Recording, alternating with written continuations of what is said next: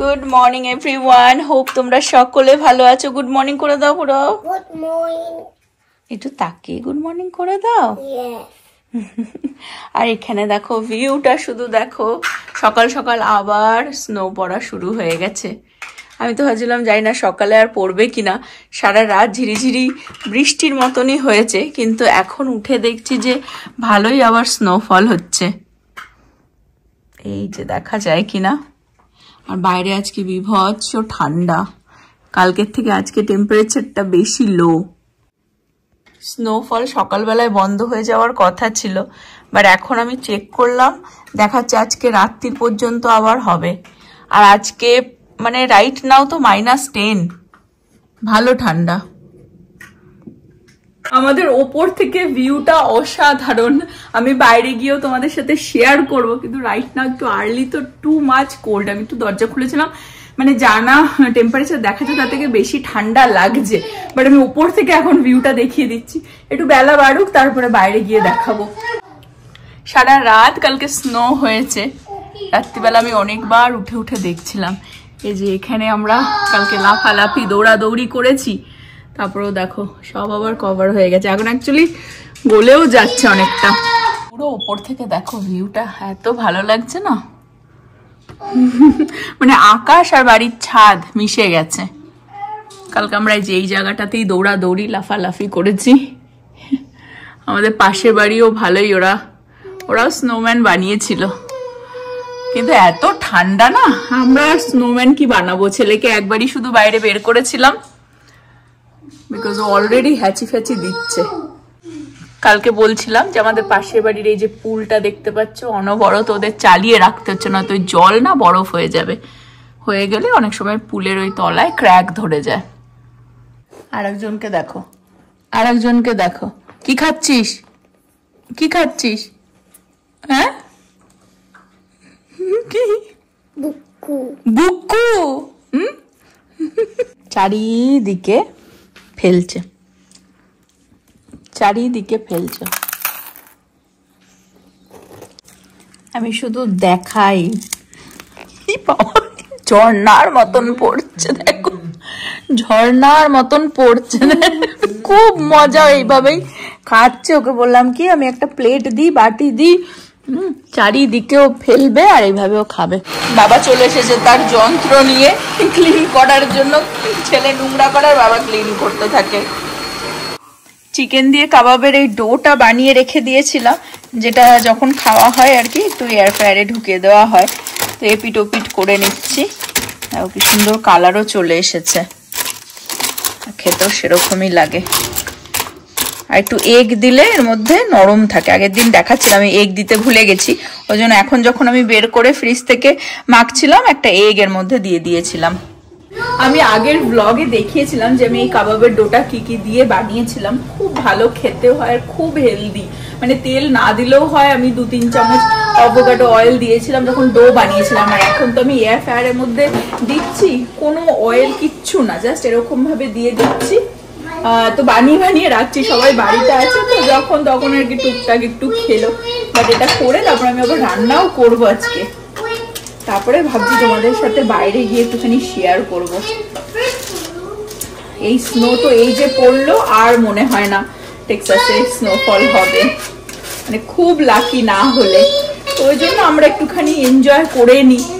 যাদের স্টেটে সবসময় স্নোফল হয় তাদেরও আমি তো দেখি প্রচুর এনজয় করে, তারপরেও প্রথম স্নোফলটা হলে বিশেষ করে, বিকজ 1 বছর পর আসে না, আমাদের পুজোর মতন।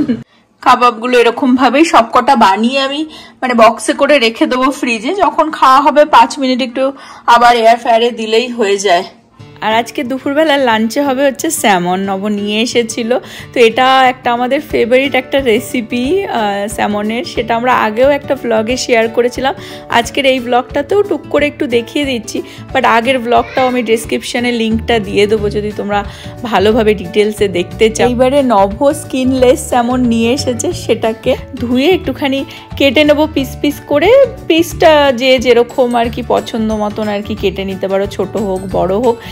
ইউজুয়ালি স্কিন আলা আনলেও না খুব ভালো লাগে খেতে, কিন্তু স্কিন থাকলে সেটা একটুখানি পরিষ্কার করতে না আঁশগুলো একটু টাইমও লেগে যায়, একটু ঝামেলা বেশি, ওই জন্য স্কিন লেসি আর কি, ইজি, সেজন্য নিয়ে এসেছিল নভ। ব্ল্যাক পেপার আর হচ্ছে সল্ট দিয়ে আমি এখন স্যামনটাকে ম্যারিনেট করব।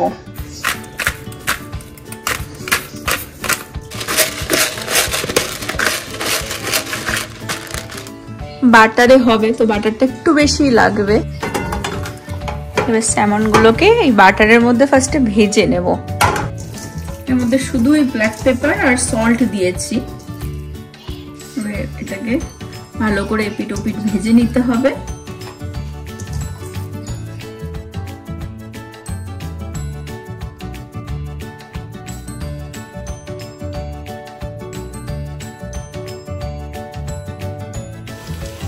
এপিট ওপিট ভালোভাবে ভেজে নিয়েছি, এখন এগুলোকে তুলে দিয়ে বাকিটাকেও ভেজে নেবো এরকম ভাবে।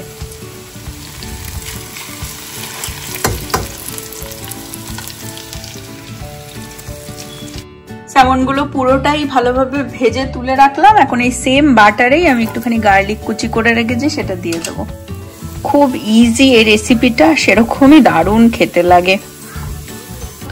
এই যে হালকা কালার চলে এসেছে, এখন আমি এর মধ্যে হেভি হুইপ ক্রিম দিয়ে দেবো। আর এই হুইপ ক্রিমটারই আর কি গ্রেভি হবে, একটু বেশি পরিমাণেই যাবে। এখন এর মধ্যে যাবে হচ্ছে সল্ট, ব্ল্যাক পেপার,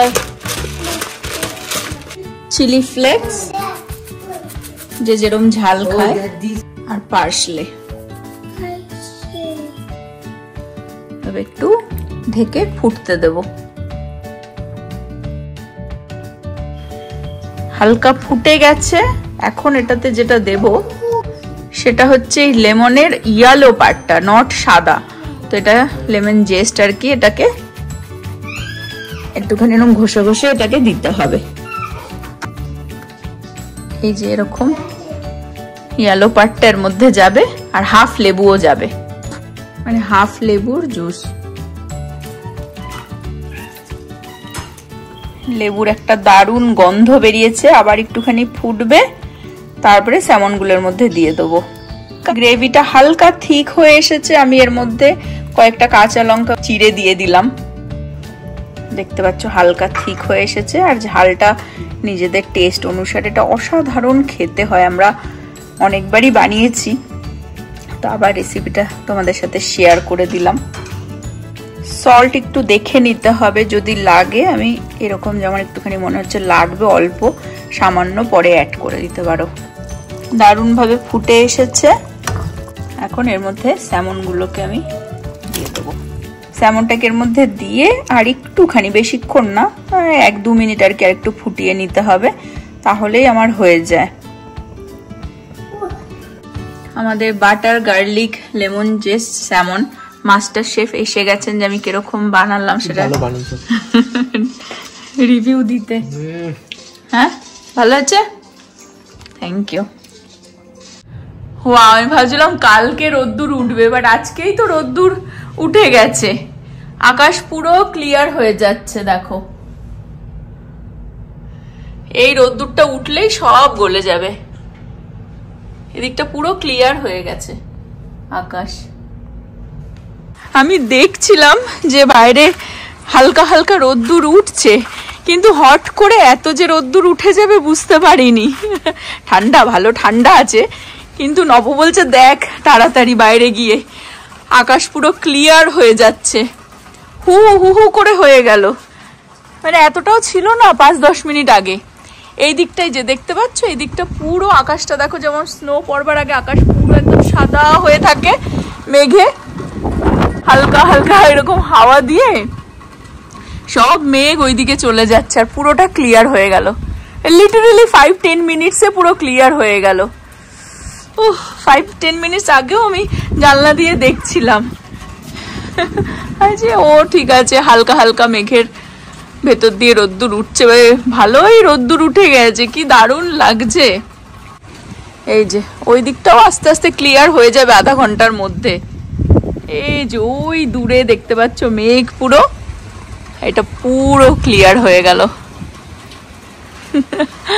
কি দারুণ। হ্যাঁ, ভালো হাওয়া দিচ্ছে, এই হাওয়াতেই আর কি মেঘটা পুরো ক্লিয়ার করে দিল আকাশটা। এই সব গলে যাবে, কালকের মধ্যে তো সব গলে যাবে। অলরেডি পাইপ দিয়ে টপ টপ টপ টপ করে জল পড়ছে, রোদ্দুরটা পড়েছে, কি দারুণ লাগছে। ঠান্ডা বাইরে, কিন্তু ভালো ঠান্ডা আছে আজকে।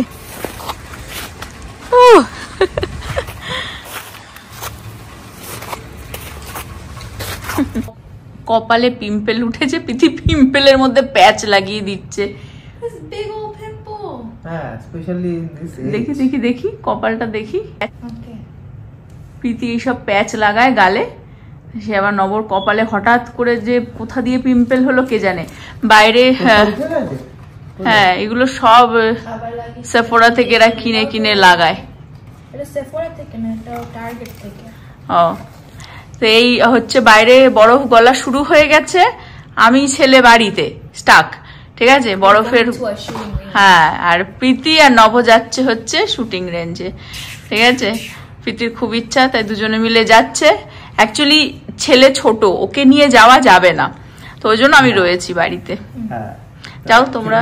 আই থিংক আমরা যেখানে যাচ্ছি minimum age is 18, at least 18 হতে হবে। আর 18 হলেও that person has to be accompanied by a like by adult, by parents. হ্যাঁ, কারণ 21 বছর হলে অ্যাকচুয়াল অ্যাডাল্ট ধরে আর কি। তো যাই হোক, ওরা যাক, ফান করুক, আর কিছু ক্লিপ তুলো আমার জন্য আর সব আমাদের ভিউয়ার্সদের জন্য। চলে এসেছি আমরা একাডেমিতে। এখান থেকে আমরা অ্যামো কিনবো, বিকজ যেখানটা যাচ্ছি শুটিং করতে ওখানটা বেশি প্রাইস লাগে শুটিং এর অ্যামোর জন্য। So we gonna buy some ammo from here and then we gonna go. এখানটায় সব কটা অ্যামো আছে, আমরা এটাই পিক করলাম। So hopefully works. চলে এসেছি আমরা শর্ট স্মার্টে। এক্সাইটেড? খুব এক্সাইটেড। এখানটায় তোমাদেরকে ডিফারেন্ট টাইপস অফ গানস দেখাই। Very cool. This are pistols. এখানটা অনেক অনেক জিনিস আছে, অ্যামো ট্যামো, ম্যাগনেটস, এভরিথিং। কি অবস্থা? You like? ভয় লাগছে আমার, গুলিমুলি চলে মনে না যায়। চলতেই পারে, কেয়ারফুল। এখানটা অনেক অনেক আছে। এখানটা একটা টার্গেট আমাদের চলে এসছে। We have to staple it right here. ওটা পিছনে চলে যাবে and then we gonna start shooting. Yes. এখানটা অলরেডি অনেক বুলেটস আছে। এই যে প্রচুর বুলেট পড়ে আছে, ভর্তি শেল গুলো পড়ে আছে শুধু। এক্সাইটেড? Very much. ওকে, ওই যে আমাদের টার্গেট ওখানটা চলে যাচ্ছে, ওই দূরে থেকে ওখান থেকে আমরা পাউ পাউ করে শুট করব। তো এটা হচ্ছে আমাদের ছোট্ট একটা slot and there is our target. We're gonna shoot from here. প্রচন্ড স্কেয়ারি মনে হচ্ছে গুলি খেয়ে যাব। লোকের আশেপাশে চালাচ্ছে, আমি তো ভয়ে মাথা ফাথা নিচু করে দাঁড়িয়ে পড়ছি। ভাই ভয় লাগছে আমার রীতিমতো। ভেরি মাচ স্কেয়ার্ড না। It's okay, you're doing great. হ্যাঁ, এখানটায় লোড করে দিচ্ছে গানটা। ভাই How is it shooting? বেঁচে ফিরলে হয় আজকে। ভয় লাগছে, ভয় লাগছে।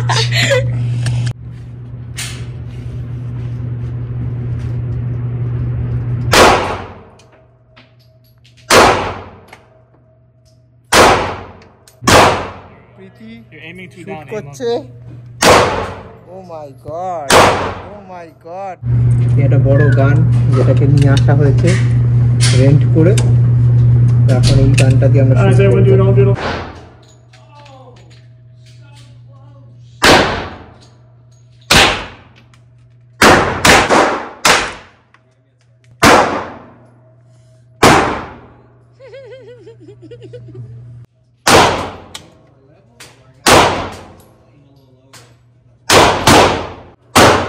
এখন প্রীতি করছে শুট। ও মাই গড।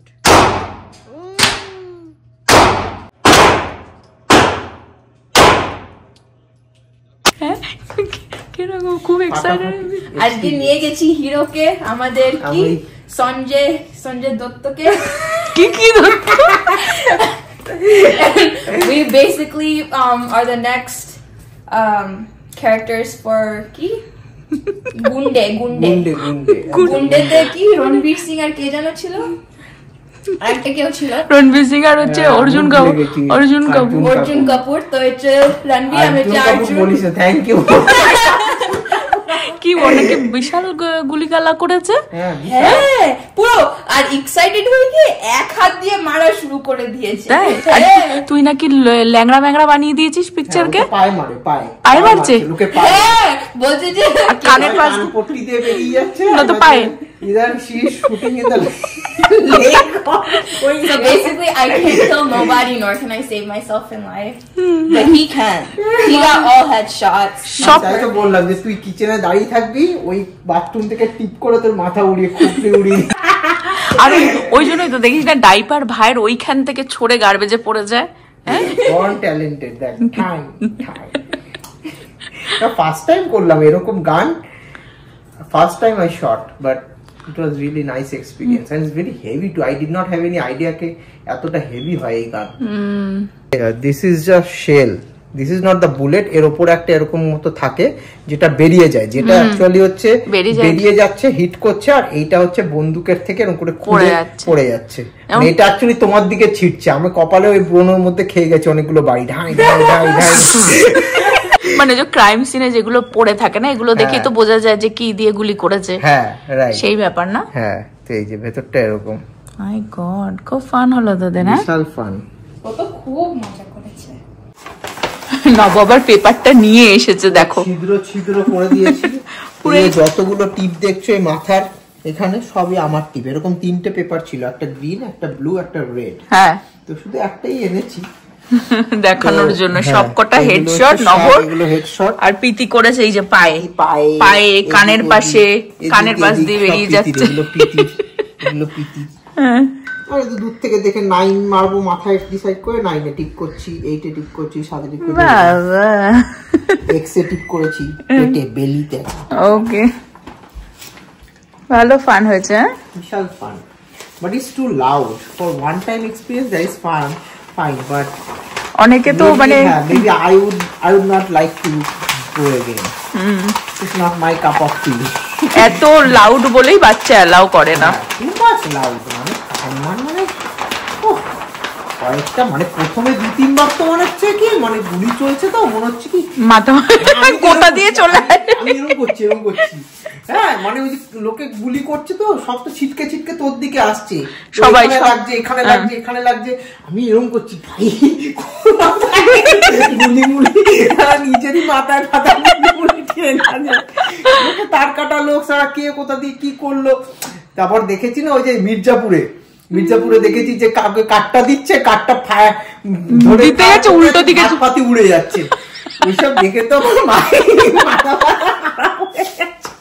এত আওয়াজ দেখে প্রথম 10-15 মিনিটস মানে literally I was scared, adjust করছি মানে আমি পারছি না মানে I don't belong from this place.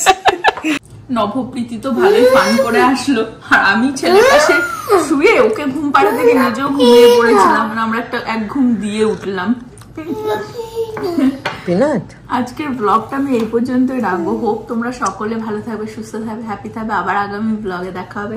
Bye bye করে দাও। Bye bye, good night. ইয়ে